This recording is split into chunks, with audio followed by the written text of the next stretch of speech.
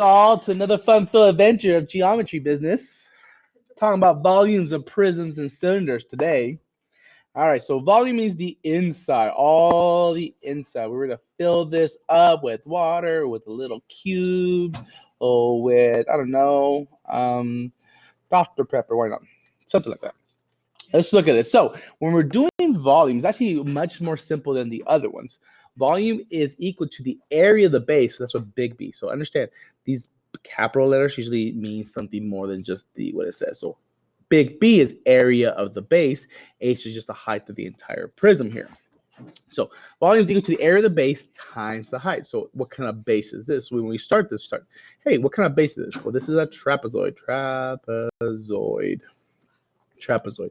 And to find the area of the trapezoid, we do base 1 plus base 2 times our height divided by 2. So let's do that. So look at the base right here. You got 12. Our other base is 6, so plus 6 times the height of the trapezoid, which is 4 times 4, all over 2. So 12 plus 6 gives us 18 times 4 over 2. I'm going to reduce this because I like to deal with small numbers. I get 9. So 9 times 4 gives me 36. So to do volume now, so we take the area of the base, which is 36, times the height of the entire prism. Okay, this time this H stands for the height of the entire prism. Will be 10.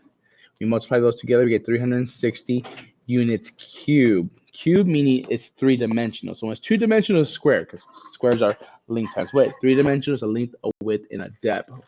So we three-dimensional now, y'all. Let's try another one. So here is a triangular prism. It's called triangular prism. Why? Because it's a triangle base. Yeah, it has two of them. Those are parallel to each other. So in class, when we're talking about this, we did have some we had an issue understanding that the 20 was the height of the entire prism. Here it's very easy to tell because, A, we think of height as up and down. But height is more like the perpendicular distance between the two parallel bases. So the trapezoid down here and the trapezoid up here, down here, the distance between them is 10. So here, the distance between the two triangles is 20. This is our height. So again, volume equals area of the base times the height. So now the base is a triangle, meaning we do base times height divided by 2. So area of the base is equal base, which was of the trapezoid, the triangle, which is 12, times the height of the triangle, which is 10, all over 2. Reduce that, we get 6. This becomes 60. So that's the area of the base. So we take volume is equal to area of the base, 60, times the height of the base, 20. You multiply those two, we get 1,200 units cubed. All right. So let's look at cylinders now. Cylinders is just as the same concept. Volume equals area of the base times the height. But the base is always going to be the same shape. They're always going to be circles. So let's just plug in the area, the formula for area of the circles, which is pi radius square. So as we do this, the only two things you need to know is, of course, your radius and your height. So as we do this, volume equals pi radius, which is 4 squared, times our height, 8. And remember to square your radius first. So volume equals pi times 16 times 8. You take 16 times 8, get 128. Remember, try to leave the pi until the very end. So you get 128 pi. Now, if you want exact form, then we're done right there. But let's go ahead and round this out to 1 decimal.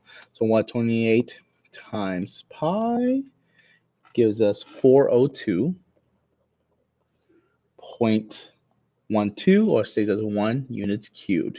Let's do one more here. So, like we said before, the height is always going to be the perpendicular distance between here. So even though this is slanted, and let's say they give us this number right here, they say this is 18. We don't need that. That's not what we need. We need that perpendicular distance. So here it's 15. So remember, volume equals pi radius squared times height. So volume equals pi times the radius of 5 square times the height of 15. Don't forget to square your radius first. So volume equals pi times 25 times 15.